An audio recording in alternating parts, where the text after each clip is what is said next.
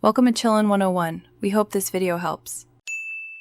You start by confirming the exact product key and the account tied to this license, because mismatches cause false unlicensed states.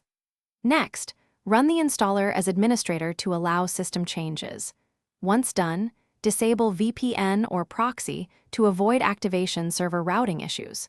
Make sure to export or back up existing license files and configuration before you proceed, so you can restore if needed. This avoids data loss and ensures the repair targets only licensing components, not user data. You now stop the product's licensing service and remove cached license data. This clears corrupted state that triggers the unlicensed message.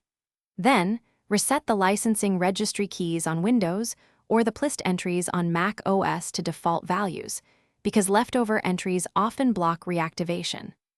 Once cleaned, reinstall only the licensing components or service modules so the product can recreate fresh activation tokens. Make sure to run these steps in order and restart the service between changes to validate each step.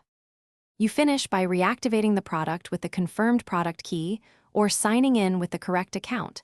This forces the server to issue a new license token. Once activated, run the product's validation tool and check activation logs for success messages or error codes. These tell you why problems persist. If activation still fails, include the logs and exact steps taken when contacting vendor support. They can reset server-side records. One key troubleshooting tip: reboot the machine after cleanup before reactivation to clear residual. Thanks for watching. Consider subscribing if we helped you.